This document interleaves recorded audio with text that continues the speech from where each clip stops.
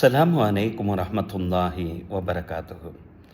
நபித்தோழர் முஆத் இப்னு ஜபல் ரலியல்லாஹு அன்ஹு அவர்களை யமன் தேசத்துக்கு ஆளுநராக அனுப்பக்கூடிய அந்த நேரத்தில் நபி ஸல்லல்லாஹு அலைஹி வஸல்லம் அவர்கள் முஆத் ரலியல்லாஹு அன்ஹு அவர்கள்ட்ட இவ்வாறு உபதேசம் செஞ்சாங்க. முஆத், நீ அந்த மக்கள்கிட்ட போங்க, லா இலாஹ இல்லல்லாஹ் முஹம்மது ரசூலுல்லாஹ் என்ற கலிமாவை அந்த மக்களுக்கு மத்தியில் எடுத்து வைங்க. அந்த மக்கள் அந்த கலிமாவை ஏற்றுக்கொண்டு விட்டார்கள் என்று சொன்னால் அடுத்த தொழுகையை பற்றி அவங்களுக்கு சொல்லுங்கள்.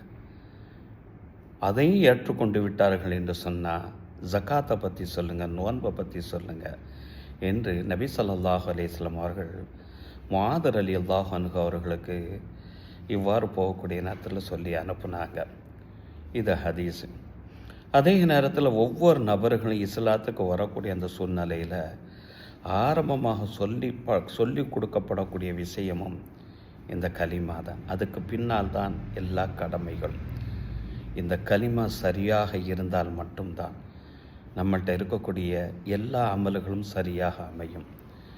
நபித்தோழர் அபூபக்கர் சித்திக் ரலியல்லாஹு தஆலா அன்ஹு அவங்க அறிவிக்கக்கூடிய இந்த ஹதீஸு முஸ்னத் இமாம் அஹ்மதில் பதிவு செய்யப்பட்டிருக்கும்.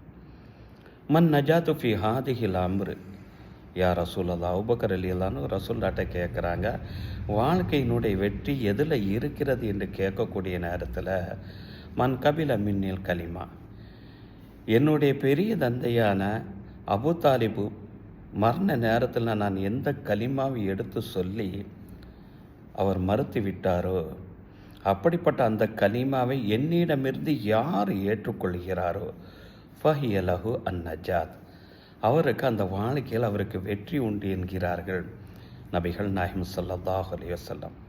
ஆக கலிமாவில் தான் நம்மளுக்கு வெற்றியும் இருக்கிறது. அந்த கலிமா எப்படி மொழியப்படணும்? நபித்தோழர் அபூ ஹுரைரா ரலியல்லாஹு அன்ஹு அவர்கள் அறிவிக்கக்கூடிய இந்த ஹதீஸு ஜாமிஉ திர்மிதி, சுனன் நஸை போன்ற ஹதீஸு நூற்களில் பதிவு செய்யப்பட்டிருக்கு. நபி ஸல்லல்லாஹு அலைஹி வஸல்லம் சொல்கிறாங்க, யார் மன தூய்மையுடன் இஹ்லாஸான எண்ணத்துடன் லா இலாஹ இல்லல்லாஹ் முஹம்மது ரசூலுல்லாஹ் இந்த கலிமாவை சொல்லுகிறாரோ ஹத்தா யுஃதியல் அர்ஷ், அது என்ன ஆகுதுன்னு சொன்னால் அல்லாஹ்வுடைய அர்ஷ் வரை சென்று விடுகிறது. அதுக்கு என்ன நிபந்தனை தெரியுமா? அவர் பெரும் பாவங்களை விட்டு தவிர்ந்திருக்க வேண்டும்.